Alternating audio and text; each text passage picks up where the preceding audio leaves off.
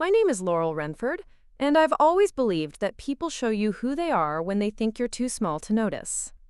My family had a talent for looking right through me, for treating my dreams like a rug to stomp their muddy boots on. They were so certain I'd just lie down and stay silent that they never saw the storm they were creating in my veins. I was 19 when I found out.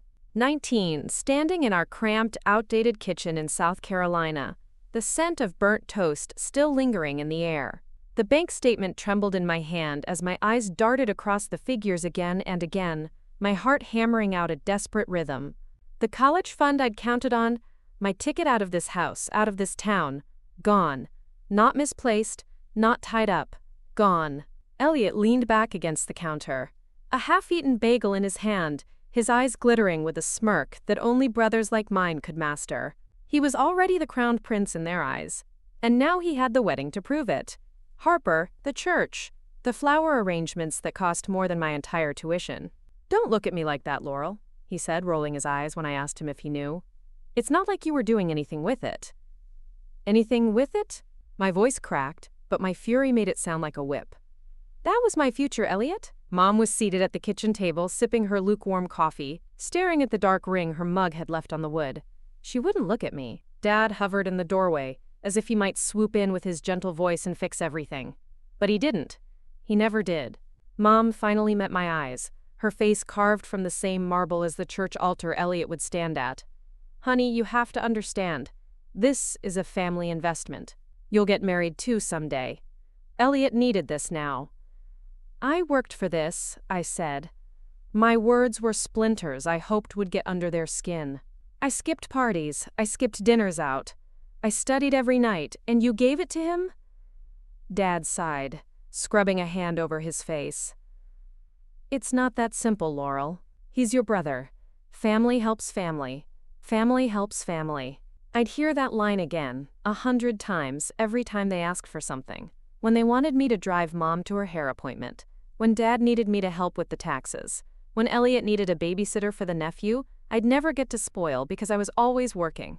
That night I sat on the edge of my bed, staring at the fairy lights I'd strung up when I was 16, back when I still believed magic came from wishing hard enough. I could hear Elliot and Mom laughing downstairs, planning the wedding menu. I pressed the bank statement flat on my desk, smoothing out every wrinkle with the palm of my hand like I could iron the betrayal away. I didn't cry, not that night. Instead, I made a vow so deep it carved its initials on my bones. They would never steal from me again. But vengeance, I learned, is not a bonfire you throw a match on and watch burn bright overnight. It's a coal that glows under your skin, feeding off every slight, every offhand comment about how I was just not cut out for college anyway. I picked up shifts at the local diner, the only place that would hire a 19-year-old who couldn't afford her second year of university. My uniform smelled like grease and cheap coffee grounds. My feet blistered in the first month. But I smiled at every customer, memorized regulars' orders, pocketed every dollar in tips, and slipped them into a tin box under my bed. When Elliot's wedding photos came back, they looked like something from a lifestyle magazine. My mother's face was radiant with pride. My father stood at the edge, his smile more forced than usual. Money stress, I guessed. Harper glowed in a dress that probably cost more than my first car. I didn't look at the photos for long. I was too busy going through my grandfather's old papers. Granddad Renford, the man who used to balance me on his knee and tell me about balance sheets like they were bedtime stories. He'd been gone 5 years by then, but he'd left something behind that nobody in this house cared about. An old trust connected to a local bank, a bank I'd only heard him mention once, after he'd had too much whiskey and thought I was asleep in my sleeping bag on the den floor. That trust became my secret, my lifeline.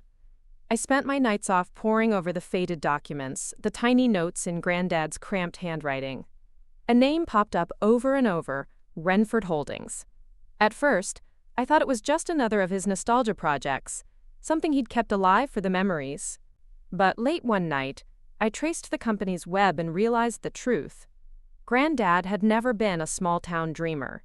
He'd been the silent backbone of that bank, and through it, he'd invested in 6 businesses around our county. I found my name buried deep in the papers. It was like digging up a treasure chest from the backyard you thought only held broken toys, I was the sole heir to the trust. Every share, every tiny piece of that bank's dusty puzzle was mine. I didn't know what to do with it yet, but I knew I wouldn't be that girl in the diner forever. Years passed. Elliot and Harper bought a new house, bigger than they needed, complete with a sprawling lawn that Elliot would never mow himself. My parents retired early, dipping their hands into every dividend they could, acting like they'd built the foundation they stood on. They didn't know the foundation was cracking. I did. Every shift I worked, every smirk I forced at a rude customer, I reminded myself, keep watching, keep listening, keep growing. I started volunteering at the local community center, tutoring kids in math and reading. I did it partly because it filled the nights that felt too quiet, but mostly because it reminded me who I was fighting for. Kids like me, who deserved to believe they mattered. It was during one of those tutoring nights that I met Ingrid. She was the new bank manager's assistant, fresh out of a degree I couldn't afford, but she had by sheer stubbornness and 3 side jobs. We bonded over bad coffee and unpaid overtime. One night, she confessed that the bank had been hemorrhaging money into deals that didn't add up, loans approved that should have been declined, mortgages that seemed to benefit the same 3 families, mine included.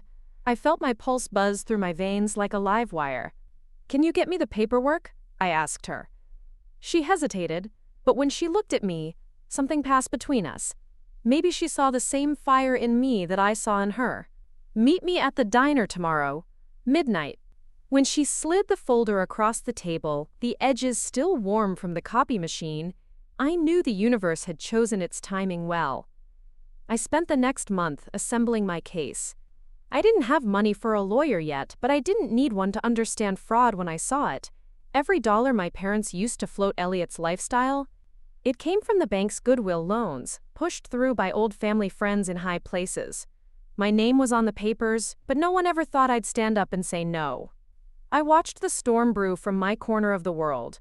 I kept pouring coffee for truckers, writing down their life stories on napkins, collecting bits of wisdom like loose change. But every night when I counted my tips, I knew the real wealth wasn't the money. It was the secret that I was growing teeth. The final piece fell into place the day Elliot called me to brag about his latest promotion. He had the nerve to offer me a part-time receptionist gig at his buddy's startup. "You can answer phones, Laurel. It's easy work, good for someone like you." Someone like me. I let him ramble while I stared at the documents on my kitchen table. The last puzzle piece. A signed statement by one of the bank's former board members. A man who'd finally agreed to meet me for coffee after his wife left him, and his conscience came crawling back. The next morning, I ironed my thrift store blazer again and marched into the bank, folder in hand. Grant, the current manager, looked up with a smirk when he saw me. "Laurel, you here to open a savings account?" I dropped the folder on his desk so hard the pen in his hand jumped. "I'm here to remind you whose name is on those walls." He flipped through the papers, his face draining of color with every page. This is old news. It's nothing." "It's everything," I said, my voice low but strong. "You've been stealing from me for years. From my family, from the community, and I'm taking it all back." I left the bank that day with the sun on my face and my grandfather's name whispering like a promise in my ear. But I knew it wasn't over. It would get uglier before it got better. They'd come for me when they realized I wasn't bluffing. And when they did, I'd be ready. Before we jump back in, tell us where you're from. If this story moves you, please subscribe. Tomorrow, I have a special story for you. I stepped out of that bank with Grant's pale face burned into my mind like a victory banner, but the truth is, it wasn't victory yet. It was just the first swing of a wrecking ball against a wall that had held me back for years. The air outside was sticky with the kind of summer heat that clung to your skin like an accusation. I could feel it. The eyes of everyone who'd ever known the Renford family, the whispers they'd pass over fences and coffee cups once word got out. I walked past the line of cars waiting at the traffic light, my reflection ghosting over sunburned metal and cracked windshields. For a second, I saw myself how they probably still saw me. Laurel the waitress, the girl who never left town, the girl who gave up on her future for her brother's fairy tale wedding. They'd keep telling that story because it made them feel better about how they'd watched it happen. But I was done playing my part in their bedtime lie. My phone buzzed in my pocket. I knew who it was before I even pulled it out. Elliot. I let it ring. Then again. I watched his name flash across the screen. Elliot Renford, the boy king of our family dynasty. The one who'd never worried about gas money or tuition fees, or splitting rent 4 ways with strangers. When the third call came through, I answered. "What the hell did you do?" His voice was tight, too controlled. It always cracked when he felt the mask slipping. "I told the truth," I said, ducking into a side alley to get out of the sun. "I told the bank manager I know everything. About the trust, about the loans, about how you've been living off money that was never yours to take." He laughed, but it sounded like gravel. "You're making a fool of yourself, Laurel. You think you're gonna scare us? You're not even a banker. You're a damn waitress." "Funny," I said, running my hand over the warm brick wall beside me. "You didn't think I was too much of a waitress when you dipped your hands in my future. Don't do this. You're going to ruin everything. Mom and Dad made their choice." I didn't raise my voice. I wanted him to hear every word. "Now I'm making mine." He started to say something else, but I hung up. Let him feel that silence wrap around him like a noose. I slipped my phone back in my pocket and made my way down to the bus stop, sweat dripping down my spine. My reflection followed me in every store window, a reminder that I still looked like the girl they thought they could keep under their thumb. I pulled out my notebook, the one with the cheap blue cover and the spine that was splitting apart at the corners. I flipped through the pages, the columns of numbers, the arrows linking family names to debts, the scribbled reminders of conversations with Ingrid, with the ex-board member who had handed me my family's dirty laundry. It wasn't enough to own the shares. I needed to prove mismanagement. Fraud. I needed the town to see it, to feel it, so they'd believe that the Renfords weren't untouchable anymore. The bus squealed up beside me. I climbed in, dropped my last couple dollars in the slot, and settled into the sticky vinyl seat. A kid across the aisle watched me, his earbuds leaking tinny pop music. He probably didn't know who I was, yet, but his parents would. His teachers. The people who'd watched my family sit at the front pew every Sunday pretending we were better than the rest of them. I rode the bus all the way across town to a strip mall where the windows were always half dark and the neon signs flickered like dying fireflies. Ingrid was waiting outside the coffee shop, hunched over her phone, her blonde hair twisted into a bun that had started to sag in the heat. She looked up, and when she saw me, she broke into a grin. "You really did it," she said, pulling me into a quick hug. Her shirt smelled like burnt espresso and printer ink. "It's not done yet," I said. "He called me. Elliot. He's already panicking." "Good, let him panic." She pulled out a manila envelope from her oversized tote. "I got you more.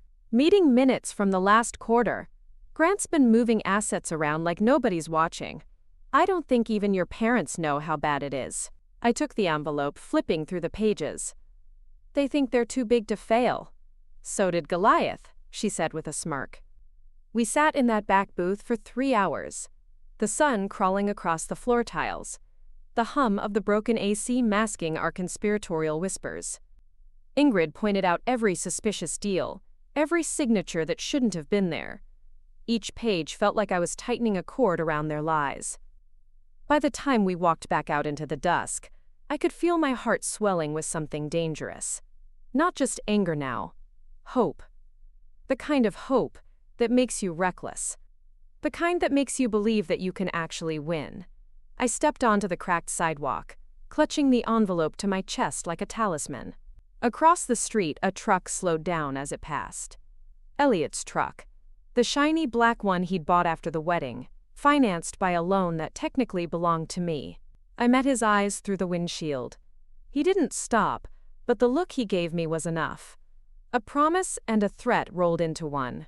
That night, back in my tiny apartment with the paint peeling off the walls, I spread every paper out on the floor.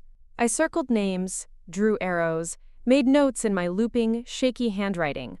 I called the ex-board member again, Mr. Coulter, and left another message. We need to talk. They're on to me. Sleep came like a drunk old friend, laden stumbling. I woke to the sound of a knock on my door that made my stomach drop into my shoes. I checked the peephole, nobody, but taped to the door was an envelope. Inside, a single sheet of paper with 3 words. Stop, OR. Else. I didn't stop. I made copies of everything, left them with Ingrid, uploaded scans to a cloud account. I wasn't just fighting for myself anymore. I was fighting for every kid who'd ever been told they didn't matter. For every waitress with blisters on her feet.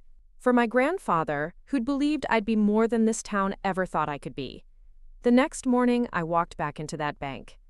Grant tried to keep his mask on, but I could see the sweat beading on his forehead. "Laurel," he said, forcing a smile. "Come to your senses yet?" I laid the new papers out on his desk. "I'm calling a board meeting. You have 48 hours to explain this, and if you can't, you're out." His eyes darted to the camera in the corner. "You're making a mistake. You don't know how these things work." "No," I said, my voice steady. "You don't know how I work." I walked out of that office with my spine straight and my mind racing. Outside, the town kept humming along like nothing was happening, like the world wasn't about to crack open at its rotten seams. I knew they'd come after me harder now. The threats would get worse. Maybe the whispers would too, but I didn't care, because the storm inside me was bigger than anything they could throw my way. They took my future once. Now I was going to take back every brick they'd built their kingdom with, and burn it down if I had to. And the next move? It was going to be my checkmate. The day after I gave Grant that ultimatum, I sat at my tiny kitchen table, staring at the phone. My hands drummed against the scarred wood as if I could will it to ring. The clock on the wall ticked so loudly it felt like it was inside my skull. Every minute that passed without a call made the tension coil tighter in my chest. When the phone finally did ring, I jumped so hard I nearly knocked my coffee mug to the floor. It was Ingrid. "Hey," she said, voice low and shaky. "Laurel, you need to hear this. Grant's been calling around. He's trying to buy time. He wants the board to believe you're bluffing." "Let him," I said, pushing my hair off my forehead. "They'll see the papers. They'll see the transfers. He can't spin this forever." "He's got people, Laurel," Ingrid whispered. "Old friends. They're not the type who like troublemakers." I looked out my window at the overgrown lot next door. "I'm not backing down. He wants a fight. He's got one." Ingrid sighed. "You know I've got your back. But be careful, okay?" "Always," I lied. After we hung up, I went through the folders again. My eyes burned from nights of highlighting lines of fine print, tracing every dollar they'd siphoned from the trust and my grandfather's legacy. I saw my parents' names, Elliot's signature, all tangled together in the web Grant had spun to keep the money flowing into their hands. My phone buzzed again. This time, a text from Elliot. "Stop this now. Family doesn't do this to family." I stared at the words until they blurred. My thumb hovered over the reply button. But what was there to say? The same people who told me family helped family had emptied my future into their own pockets. I shut the phone off and tossed it on the couch.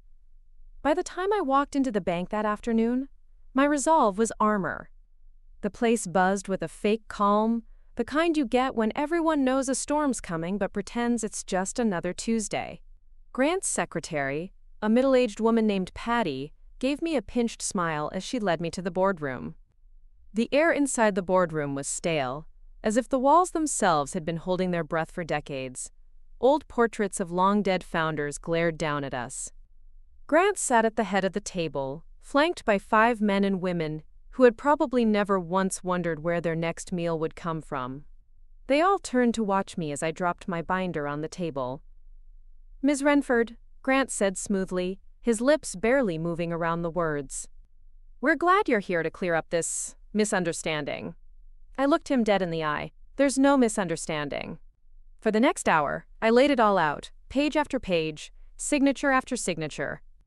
My voice shook at first, but every time I thought about the years they'd stolen from me, The way my mother had sipped her coffee while they carved up my dreams, the tremor turned into steel. I saw heads turn, eyebrows furrow. Doubt flickered in their eyes like a candle in the wind. Grant tried to interrupt, but one of the board members, a silver-haired woman named Evelyn, held up her hand. "We want to hear Ms. Renford out, Grant. All of it." He shot her a look that could have curdled milk. Evelyn met it without blinking.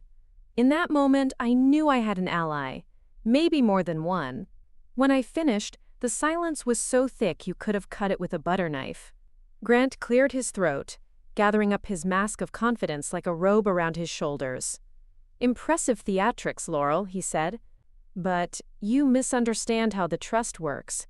Your grandfather never intended for you to run this bank. He knew you didn't have the experience. The board holds the final say." Evelyn leaned forward. "Did Mr. Renford ever stipulate that the trust could be used for personal loans without his heir's consent?" Grant's jaw twitched. "Of course not. But that's standard practice." "It's fraud," I cut in, my eyes locked on his. "And you know it." One of the other board members, a man named Watkins, rubbed his temples. "Is this true, Grant? These loans, these signatures, if they're unauthorized, we're exposed." Grant opened his mouth, but before he could answer, the door swung open. Elliot strode in, his suit jacket slung over his shoulder like he owned the air we were breathing. "What's this, Laurel?" he demanded. "You dragging family into your mess? You think any of this will stick? You don't even have a lawyer." "I don't need a lawyer to tell the truth," I said, my voice steady. "And maybe you should sit down and listen to how deep you're in this, brother." He laughed, but it was brittle. "You're so dramatic. This is all about you, huh? Always was. You couldn't stand that someone else got the spotlight." I didn't rise to the bait. I looked at the board instead. "This isn't just about me. It's about every investor you lied to, every community member you swindled. You used my trust like your personal wallet. That ends now." Elliot threw his arms out wide, looking at the board. "She's lost her mind. She's always been like this, stubborn, jealous." "Enough," Evelyn snapped. Her voice cut through the air like a knife. "Mr. Renford, we're not here to referee your sibling rivalry. We're here to address serious allegations. And they're supported by documentation." Grant's face turned the color of old bricks. "You're making a mistake siding with her, Evelyn. She'll sink this bank." I leaned in, my eyes locked on his. "No, Grant, you did that when you stole from it." The meeting dragged on for hours. Voices rose and fell. Arguments spun in circles. But every time Grant tried to twist the truth, I pushed back. Ingrid texted me updates from the outside. Rumors were already leaking into town. People were talking. When I finally walked out of that boardroom, I could feel the eyes on me. Some curious, some sympathetic, some cold, and hard as steel. Elliot followed me into the lobby. "You think you've won something?" he hissed. "This won't save you. They'll bury you in legal fees. They'll drag you through the mud. You think the town cares about you? They'll laugh when you lose everything." I turned to him, my heart pounding so hard it hurt. "Let them laugh. At least they'll see you for what you are." He opened his mouth to retort, but I didn't wait. I pushed through the heavy glass doors, out into the evening air. My hands trembled as I fished out my phone. Ingrid's message glowed on the screen. "You did it. Grant's on the ropes. They're calling an emergency session tomorrow." I looked up at the night sky, the first stars flickering through the haze of streetlights. I felt the storm in my chest again, bigger than ever. But storms weren't just for tearing down. They were for clearing the air, making way for something new. I didn't know what tomorrow would bring. Maybe they'd find a way to wriggle free, to smear my name, to twist the truth until it snapped like a dry twig. But maybe, just maybe, they'd find out what happens when the girl they called Small learns how to roar, and when I roared, the whole town was going to hear it. The morning of the emergency board session, I woke up before dawn. My eyes felt raw, my muscles stiff from hours of sleep that hadn't touched my mind. The binder of documents lay open on my tiny kitchen table, pages fluttering in the breeze from the rattling fan. Every line, every signature was a nail in the coffin my family had hammered shut for years. Only now the lid was coming off. I made myself a cup of coffee that tasted like burnt hope, forcing down each sip while the sun crawled up the sky. I caught my reflection in the microwave door, hair tied back, dark circles under my eyes, a stubborn glint that looked too much like Granddad's when he'd sit at his desk, pen in hand, telling me that numbers never lied. People did. I pulled on the same thrift store blazer. It smelled like old dust and the diner, where I'd once spilled coffee on a customer's lap because I'd been so exhausted from my second shift that my arms went numb. Back then, I thought that was as low as I could get. Back then, I didn't know that rock bottom was just the basement of the house they built on my broken dreams. I got to the bank before any of them. The parking lot was empty except for a janitor's truck. I sat on the curb and watched the windows glow one by one as the lights flickered on. The building didn't look like much, a relic from another century with a brass plaque by the door that said Renford Savings and Trust, a name they'd tried to bury under slick branding and backroom deals. But it was my name, my grandfather's name, and today I would make them remember that Evelyn arrived first. She climbed out of her sedan, her heels clicking on the concrete like gunfire. She saw me sitting there and gave me a small nod. No words, just that nod that said, "I see you." I needed that more than I cared to admit. Inside, the air was thick with tension. Grant hovered by the coffee pot, trying to act casual, but the way his hand shook when he poured his cup gave him away. Elliot slithered in behind him, phone glued to his ear, his eyes flicking toward me like I was something he'd scrape off his shoe if no one was watching. The rest of the board shuffled in, papers clutched in their hands like shields. They sat around the table, some avoiding my gaze, others watching me with a mix of curiosity and fear. They'd spent their careers behind closed doors. Now I was dragging their secrets into the light. Grant cleared his throat. "We all know why we're here. Ms. Renford has made some allegations. Before we get carried away, I'd like to remind everyone that this institution has stood for over a century. It has weathered wars, recessions, and it will survive this petty family squabble." I stepped forward, every muscle in my body coiled tight. "This isn't petty, Grant. This is fraud. You stole from the trust. You funneled loans to people who had no intention of paying them back. You let my family bleed my future dry so you could play kingmaker." Elliot slammed his phone on the table. "You think anyone cares about your future? Look at you, Laurel. Look at what you are. You think you're going to run this bank? You think you're going to run anything?" I ignored him, locking eyes with Evelyn instead. "You've seen the papers. You know what they did." She tapped her fingers on the folder in front of her. "I do. And I'm not the only one. Mr. Coulter has given his statement. Ingrid has confirmed the forged signatures.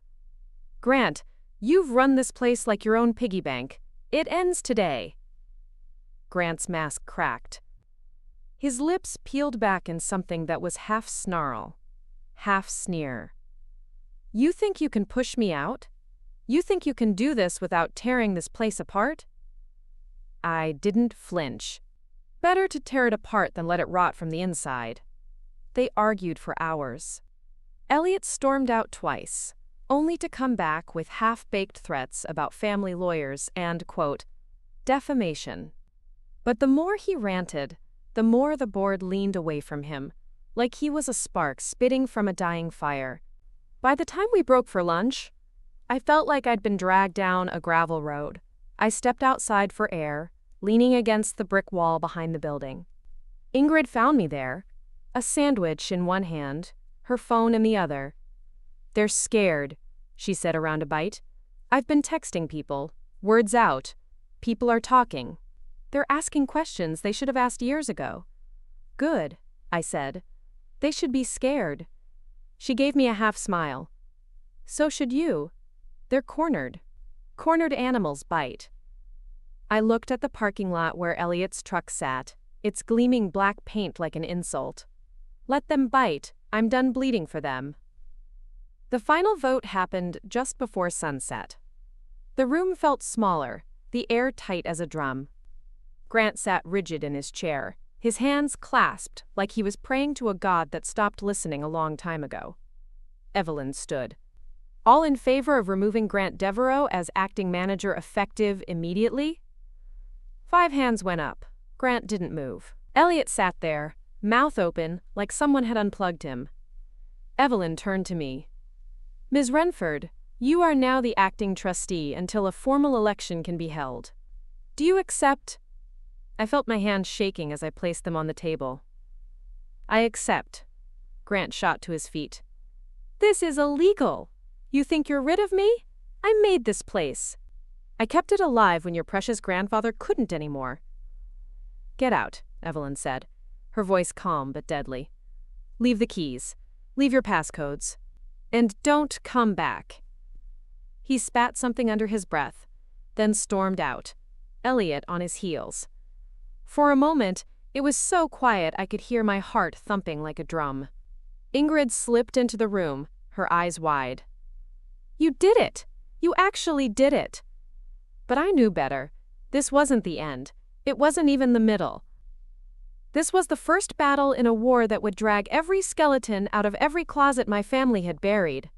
And when I got home that night, exhausted and numb, there was another envelope taped to my door. Inside was a single piece of paper with one line scribbled in blocky, angry letters. We know where you sleep. I stood there, the paper trembling in my hands, the hum of the streetlights above me like static in my brain.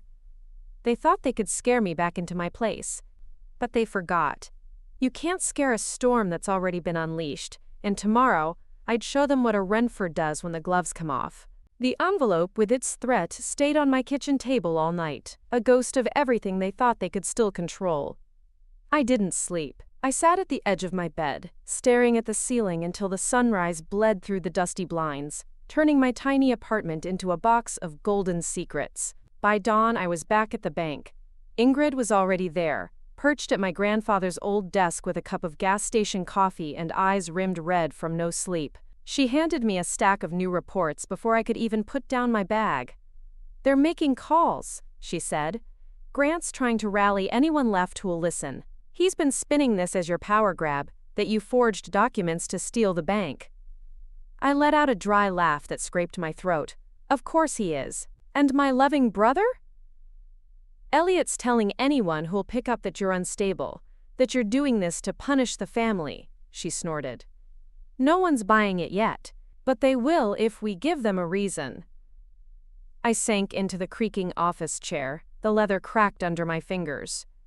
Then we don't give them one. We make this place clean. We open the books to every investor who wants to see them. She nodded.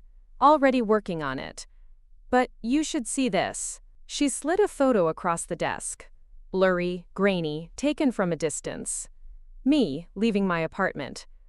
A car parked across the street. The same car in 3 shots. Same plate, same driver. They're watching you, she said. Let them watch. I said, my voice low. They want to see what I'll do next? Fine.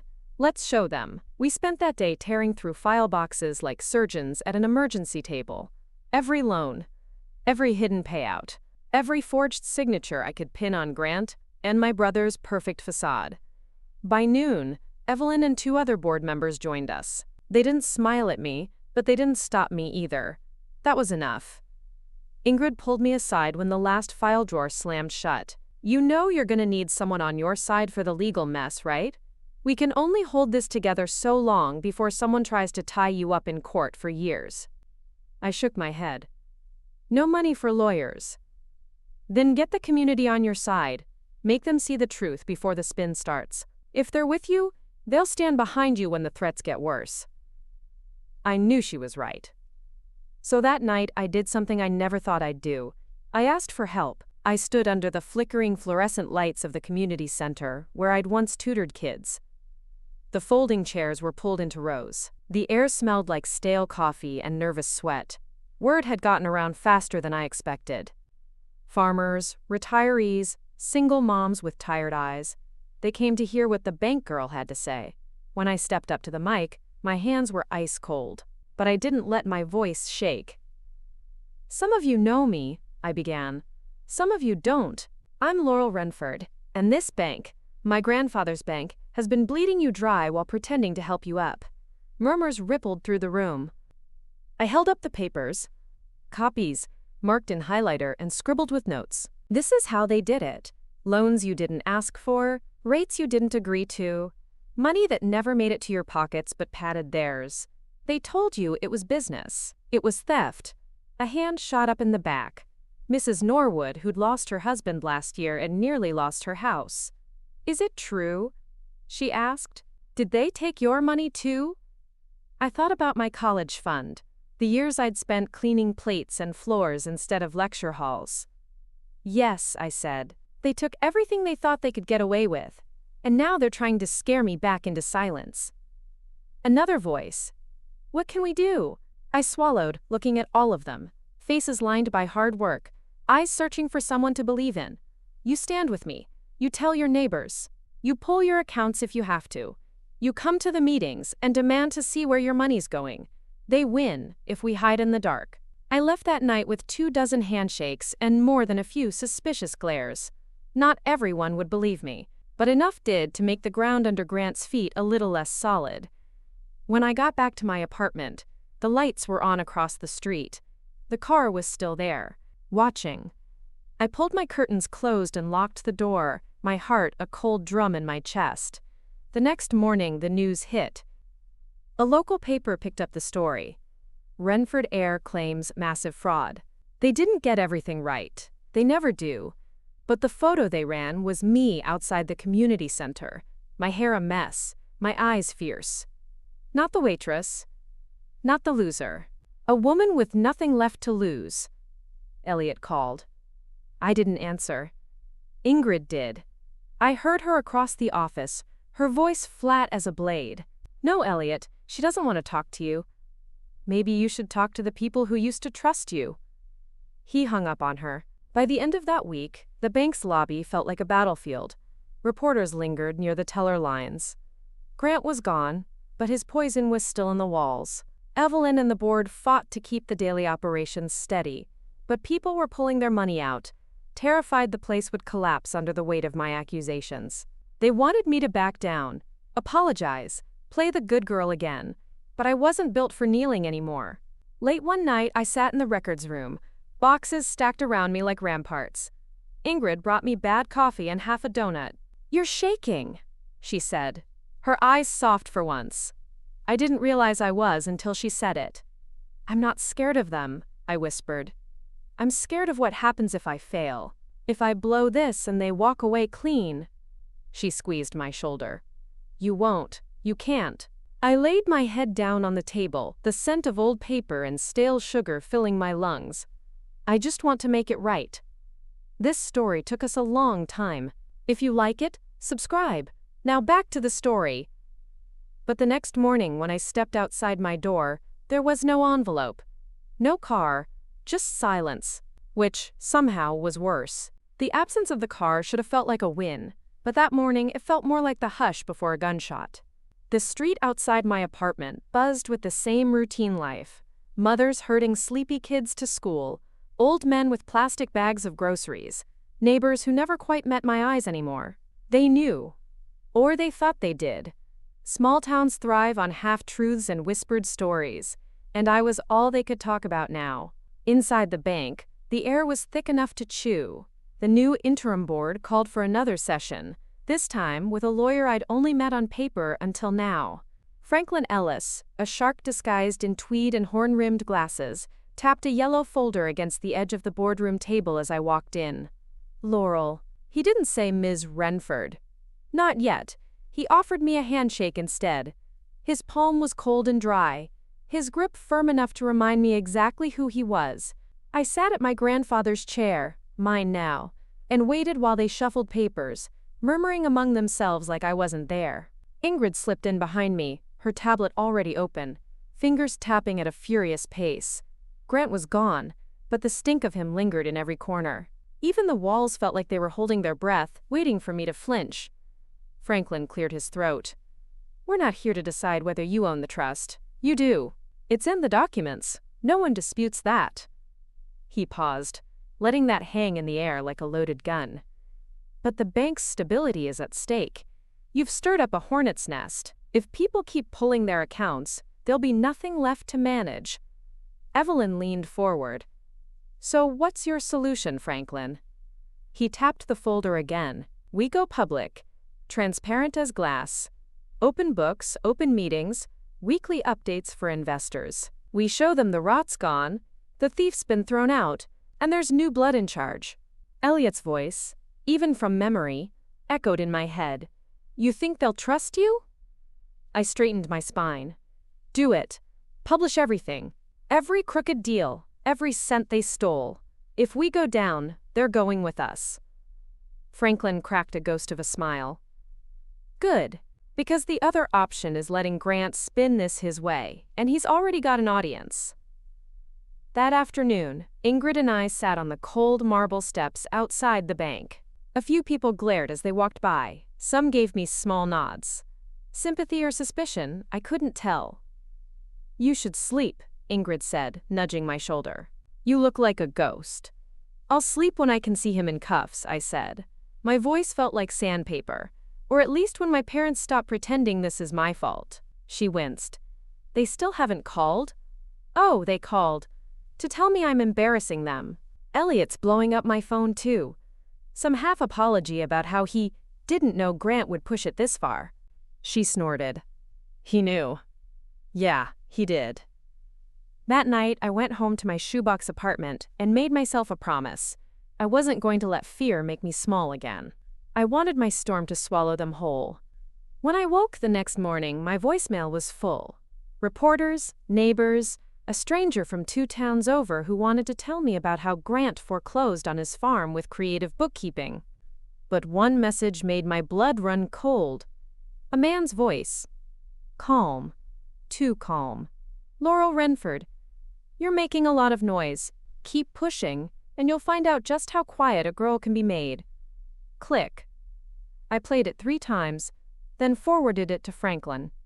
He called back before the second hand on my clock could make a full circle. "Do you want police protection?" "No." My answer was too fast. I closed my eyes. "Yes. Maybe. I don't know." "They're bluffing," he said. "Bullies bark when they're cornered. But I'll put in a report anyway. You be careful." The next board meeting wasn't in the boardroom. It was at the town hall. Evelyn's idea. Make it public. Make it impossible for them to deny what we were about to drag into the light.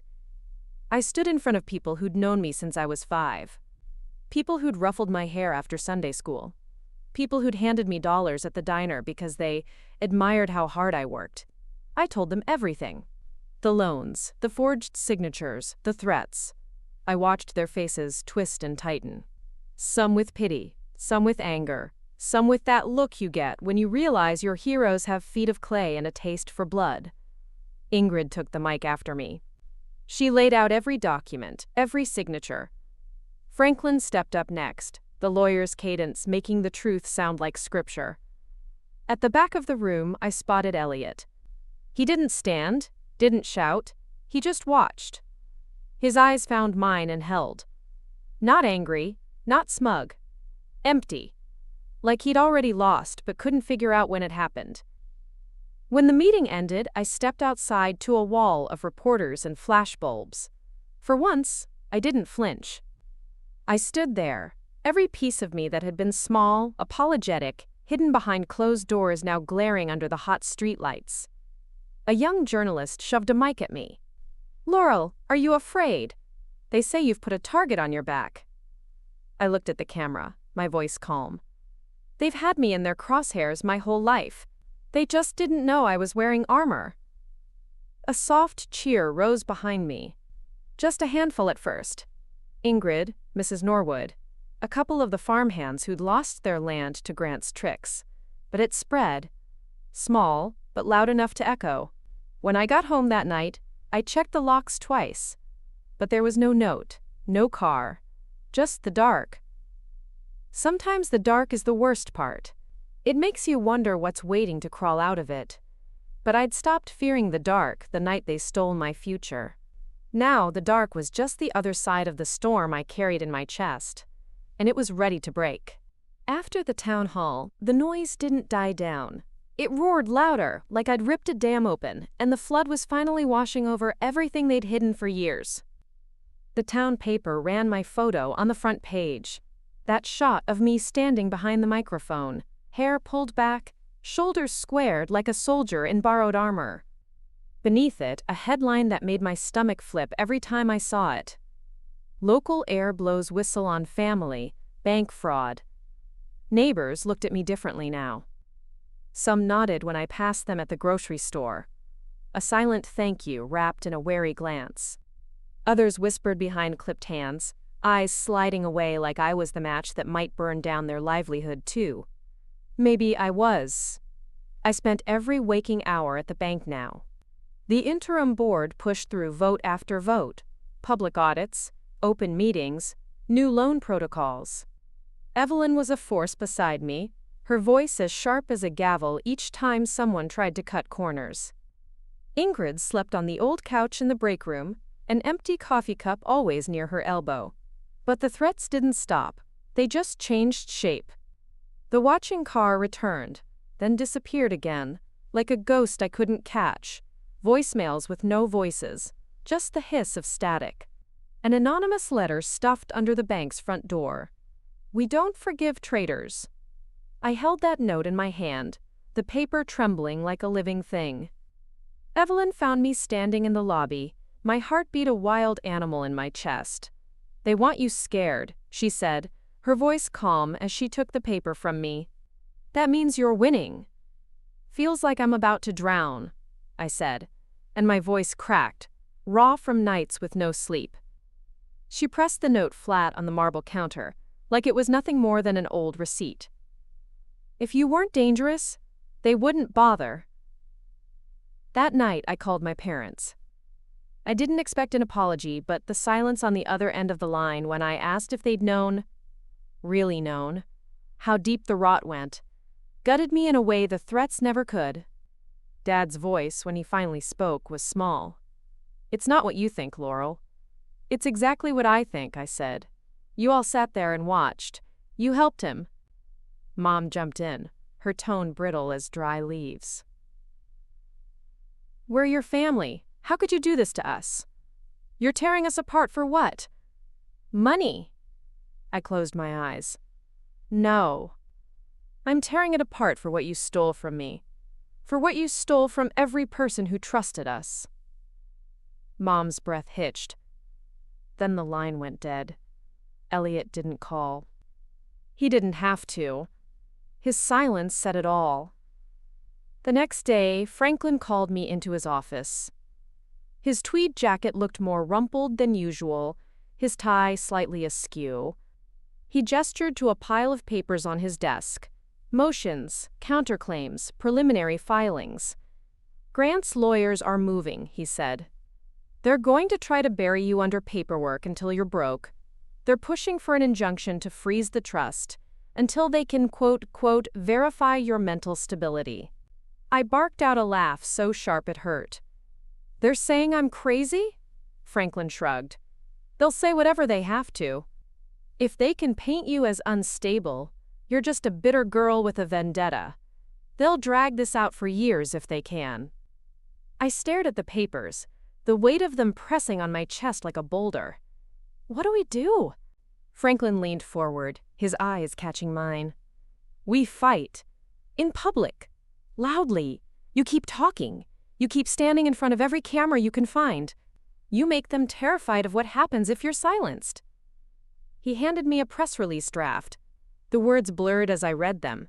Community reinvestment, criminal investigation, open statements. Every syllable was a battle cry. I wasn't sure I had the breath to shout anymore. Ingrid knocked on the door, her hair a bird's nest from a night on the office couch. "You ready?" she asked. I let out a breath that tasted like rust. "Let's do it." We stood on the courthouse steps that afternoon. Evelyn on one side, Franklin on the other, a ring of microphones bristling like bayonets in my face. Reporters barked questions. Some smart, some cruel. I answered every single one. Yes, I'm pursuing criminal charges. Yes, I'm cooperating with the state attorney's office. No, I'm not backing down. This bank belongs to the community again. One reporter, young and eager, pushed forward. What if they win? What if you lose everything? I didn't even flinch.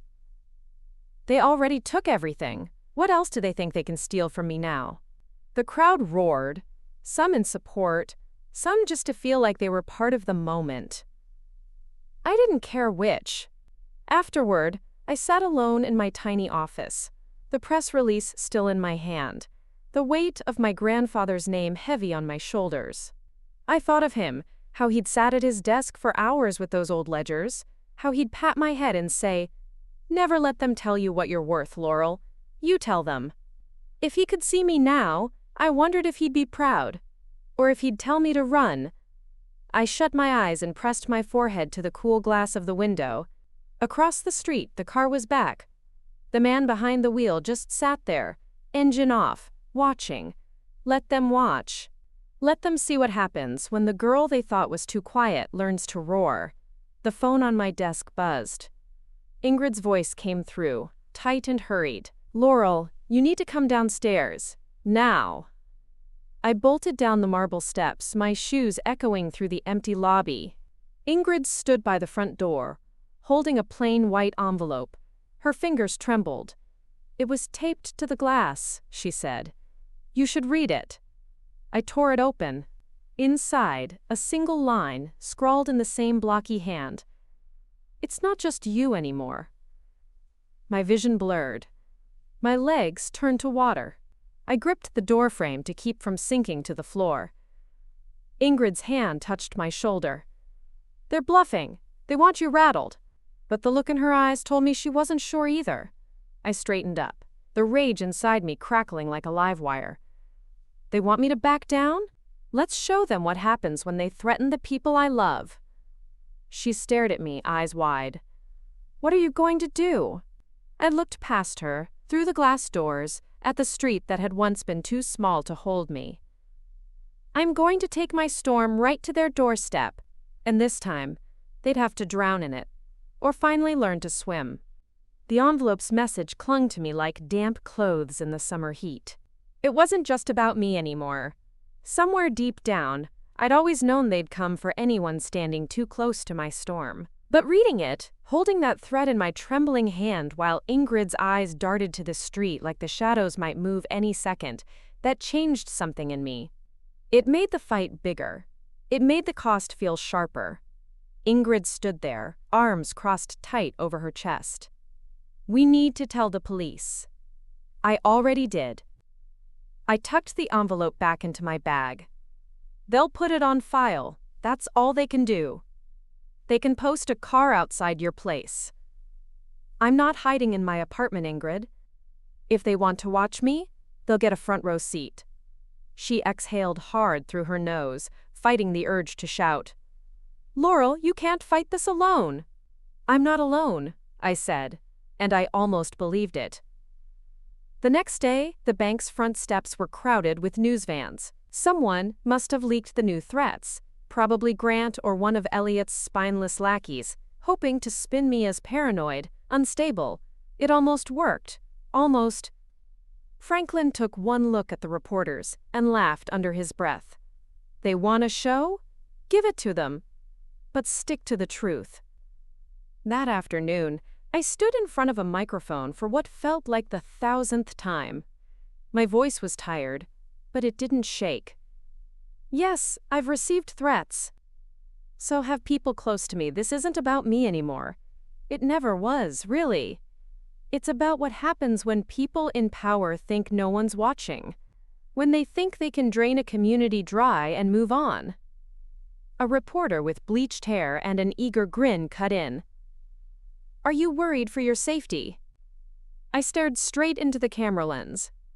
"Worried? Sure. But fear is a luxury for people with something to lose. They took everything I had a long time ago." In the crowd behind the cameras, I saw faces. Mrs. Norwood. Two farmers who'd driven 3 hours to tell me about the land Grant had stolen. A young mom with a baby balanced on her hip. The same mom who used to leave me big tips at the diner because she said she admired how I worked 2 jobs. I wasn't fighting for a title or a trust anymore. I was fighting for them too. After the press left, Ingrid and I sat on the marble steps again. She clutched her tablet to her chest like a shield. "They're bleeding money," she said. "People are closing accounts, pulling mortgages, demanding answers Grant never gave. The more you speak, the more they listen to you instead of him." "Good," I said, but my voice was flat. "They should listen. They should be angry." She studied me, her eyes softer than I could stand. "When's the last time you slept?" I shrugged. "When's the last time you did?" She snorted. "Fair."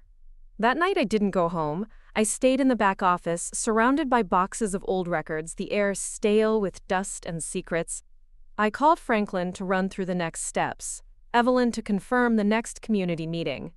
I called the police again, to report another silent voicemail. A click, a breath, then nothing. And finally, I called my father. His voice was hoarse when he picked up. "Laurel?" "Dad?" I said. "Do you know what they're doing now? They're threatening Ingrid. They're threatening people who've got nothing to do with this." He didn't answer right away. I could hear the television in the background, the faint clink of Mom's glass hitting the table. "You need to stop," he said quietly. "Please. This isn't worth it." I pressed my fingers to my forehead, a headache blooming behind my eyes. "It's worth everything. And you know it." He sighed. "We didn't know how deep it was. Your brother." "He knew," I snapped, "and so did you." When I hung up, I didn't cry. I wanted to. But the storm inside me was bigger than tears now. The next morning, the locks on the bank's doors were changed. Grant's name was stripped from the directories. I made sure the news cameras caught the maintenance crew scraping it off the brass plaque out front. Symbolic, sure. But sometimes symbols matter more than facts. Inside, Ingrid slammed a new file on my desk. "You need to see this. A whistleblower from Grant's inner circle, an assistant, just dumped a flash drive on my desk. All his secret accounts. Offshore, too." I flipped through the printouts. "He was planning to run. Looks that way. There's enough here to make sure he never crawls out of a prison cell again, if we can prove it's real." "Then we prove it," I said. That afternoon, Evelyn convened the entire staff in the main lobby. I stood on the marble floor where my grandfather once greeted new customers with a handshake and a promise. "This place belongs to the people again," I said, my voice echoing against the high ceiling. "No more backroom deals, no more secrets. If you're here to help, you have my respect. If you're here to bleed us dry, get out now, because I'll find you." When I looked over the faces, I saw something new, a flicker of trust. Wariness, sure, but also belief. That was worth more than every penny they'd stolen from me. That night, back at my apartment, I found another envelope taped to the door. No threat this time. Just a single photo. Ingrid, walking alone to her car. My stomach turned to ice. I called her so fast I almost dropped my phone. "I'm fine," she said, her voice tight.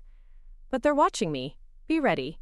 I stayed awake until dawn, staring at the ceiling, 1,000 versions of the next move spinning in my head like shrapnel. They thought they could scare me. But they didn't understand. They'd built this storm, piece by piece, lie by lie. Now they'd have to survive it. Sleep became a ghost I chased but never caught. After that photo of Ingrid landed on my door, I didn't bother pulling my curtains closed. Let them watch. Let them see me burning the midnight oil while they wasted their gas, waiting for me to slip up. If they wanted a show, I'd give them one they'd never forget. The next day started before dawn. I sat in the back room of the bank, boxes of old loan records stacked around me like the ramparts of a castle under siege. Ingrid paced behind me, her sneakers squeaking on the linoleum floor. "They know you're pushing this new audit," she said, arms folded tight. "They know you're going after Grant's offshore accounts. They're going to fight back twice as hard." "Let them," I muttered, my pen flying across the paper. He can't hide forever. Not if we make it so bright there's nowhere left for him to crawl into. By noon, Franklin was there too. He dropped a thick folder on the table with a loud thud. State Attorney's Office wants everything we've got. They're launching their own investigation. But that means depositions, subpoenas. You ready for this, Laurel? I looked up from my notes, eyes dry and hot. I was born ready. It wasn't true, of course. I'd been born ready to please, to keep the peace, to nod and smile while my parents poured my future into my brother's wedding fund. But the girl who bowed her head was gone. She was ashes under my feet. The town watched it all unfold like a soap opera they didn't dare miss. Farmers, baristas, the same old men who'd tipped their hats at me when I was a kid. All of them leaned closer to the TV screens in the diner when my name crawled across the bottom. They called me a hero in some circles, a traitor in others. I learned quickly that being right doesn't always make you popular. The threat notes kept coming, sometimes folded into my mailbox, sometimes slipped under the bank's front door like poison pen letters from ghosts who didn't have the guts to show their faces. Each one was shorter than the last. The last one just said, "You're next." I pinned that one to the bulletin board in my office. A trophy. Late that Friday night, I walked out to my car and found all 4 tires slashed. A jagged note tucked under my wiper. This is just the start. Ingrid stood beside me, her phone's flashlight scanning the shredded rubber. "You should call the cops." I laughed, a dry, cracked sound that tasted bitter in my mouth. "And tell them what? That ghosts with knives are playing peekaboo in the parking lot? They can't watch me every second." "We'll watch each other," she said. Her hand on my shoulder was solid, real.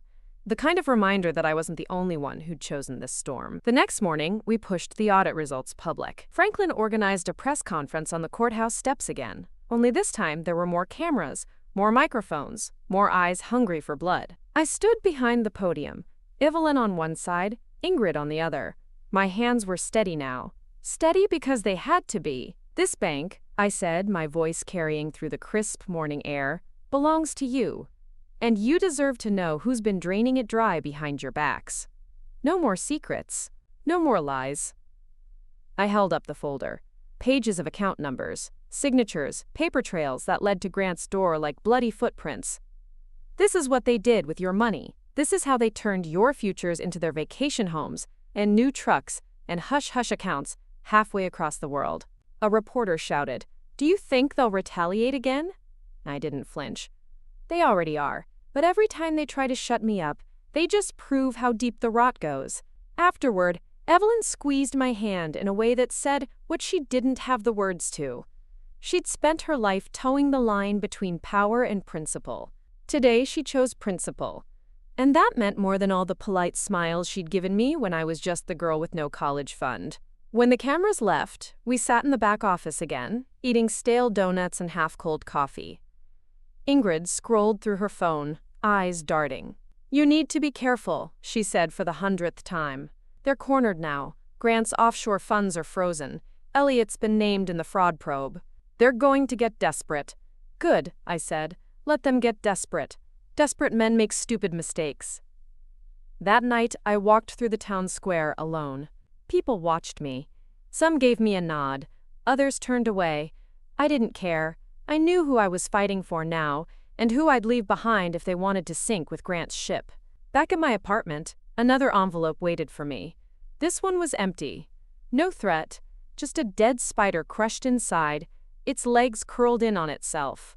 I dropped it in the trash. Some people think you can scare a girl who's already lived through the worst kind of betrayal. But they don't understand how betrayal changes you. It makes you immune to ghosts, Franklin called at midnight. His voice was sharp, urgent. "Grant skipped town. We think he's trying to buy his way across the border. The state police want you to testify next week." "I'll be there," I said. I didn't hesitate. I want to look him in the eyes when they read the charges. Sleep never came that night. I sat on the edge of my bed, staring at my grandfather's old pocket watch, one of the only things they hadn't managed to steal from me. I turned it over and over in my hand, listening to the tiny tick that sounded like hope refusing to die. And when the dawn came, I knew this fight was far from over. But it was my fight now, my storm. Let them come. The courthouse steps felt colder than they should have for a spring morning. The stones seeped into my bones, chilling my resolve for half a heartbeat before the heat of anger brought me back. This was it. The moment they'd spent years trying to make sure never came. The day my voice would echo off marble walls they'd once claimed as their fortress. I stood just inside the courthouse lobby, my reflection ghosted in the glass doors as more people filed past me. Farmers in boots too muddy for the polished floors. Retired teachers who'd tutored me when I was small. A couple of the old men from the diner who'd always left me extra quarters in the tip jar when they thought I wasn't looking. Ingrid was beside me, a steady presence in a world that still tilted when the ghosts got too close. She pressed a paper cup of burnt coffee into my hand. "You ready?" she asked. "I've been ready since they emptied my college fund to buy Elliot's honeymoon," I said. The bitterness still tasted like copper on my tongue, but it didn't burn anymore. It fueled me. Franklin approached, clipboard in hand, his tie already askew. "Grant's lawyer will stall." "Expect it. They'll twist your words if they can. Stick to what you know. You don't owe them anything more." I didn't nod. I didn't smile. They owe me, and this time I'm collecting every last cent. The courtroom was smaller than I'd pictured all these years. Plain benches, paint peeling at the corners, a judge who looked old enough to have signed my grandfather's original trust papers. But the faces behind me made it feel like the whole town was crammed in there, waiting to see if the storm I'd unleashed would swallow me too. Grant sat across the room, flanked by lawyers in suits that cost more than my first car. He looked smaller now. His eyes wouldn't meet mine. I wondered if he was trying to remember how he'd underestimated the granddaughter with the shaky hands and too small blazer. Elliot wasn't there. Coward. When they called my name, I stood. My voice didn't crack this time. I laid out every signature, every loan funneled into ghost accounts. I talked about the offshore funds, the backroom deals, the threats that crawled under my door and nested under my pillow. I didn't cry. I didn't stutter. When they asked if I regretted tearing my family apart, I answered with the truth that had carved itself into my ribs. They tore it apart the day they decided my future was theirs to spend. I'm just sweeping up the pieces they left behind. I stepped off the stand with my knees shaking, but my head held high. Ingrid squeezed my hand when I sat back down. Evelyn caught my eye from the gallery, her nod a silent promise. "You're not alone." The deliberations crawled by. An hour. 2. The whole time, I sat outside the courthouse, the sun warming my shoulders like an old friend. People came and went, some stopping to wish me luck, others slipping away before they could catch my eye. It didn't matter. I didn't need them to believe in me anymore. I had already done the believing myself. When the jury returned, the courtroom was so quiet I could hear my own heartbeat echo in my ears. "Guilty," they said. "On all counts." Grant didn't flinch. He just slumped into his chair, the air whooshing out of him like someone had let the poison drain all at once. Outside, cameras flashed. Microphones shoved at my face. Questions ricocheting like pebbles off a tin roof. "Laurel, what's next for you? Do you feel vindicated? What will you do now?" I looked into the lenses and spoke for every waitress who counted tips in the dark, for every kid who hid trust papers under their mattress while their family told them they were crazy to dream. What's next? I rebuild. I make sure this bank never becomes a feeding trough for snakes again. And when they tell you you're small, when they tell you you can't fight, remember me. Remember this day. Reporters scribbled, cameras snapped. None of it felt real. But the sky above the courthouse was clear, the wind gentle against my neck. For the first time in years, I let myself breathe like I'd won. Ingrid found me later in the bank lobby. The place was quiet, the marble floors polished to a shine. She leaned against the teller counter, arms folded. "You did it," she said. "It's over." "It's not over," I said. "It's just mine again." She smirked, then pushed a folder across the counter. "First order of business as the new boss?" She tapped the logo at the top, Renford Community Trust. My name carved in fresh ink beside the bank's name. Not hidden in footnotes anymore. Mine. "Hire better coffee for the break room," I said, the laugh bubbling out of me before I could stop it. She rolled her eyes. "Already working on it." The front doors opened. Sunlight poured through, spilling across the lobby like a promise. I thought of my grandfather, of the ledgers, and the soft hush of his pencil scratching late into the night. I thought of the diner uniform I'd left behind, the college brochure I'd buried under old bills, the letter I'd written to myself the night I found out they'd stolen my future. I had no illusions. This wouldn't magically fix everything. My family might never speak to me again. Elliot would find some dark corner to blame me for all his ruin. Mom would tell her church friends that her daughter was ungrateful, vindictive, too ambitious for her own good. Let them talk. Let them choke on the taste of my name when they say it now. I stepped through the doors into the sunlight, the storm inside me settling, reshaping into something stronger than revenge. Purpose. They'd taught me one thing, after all. If they won't give you your future, you take it. Brick by brick. Dollar by dollar. Betrayal by betrayal until there's nothing left but your own name, bright and clean, nailed to the door for everyone to see. And maybe one day, some girl will sit in a dusty room, counting her pennies under the covers, and see my name above that bank.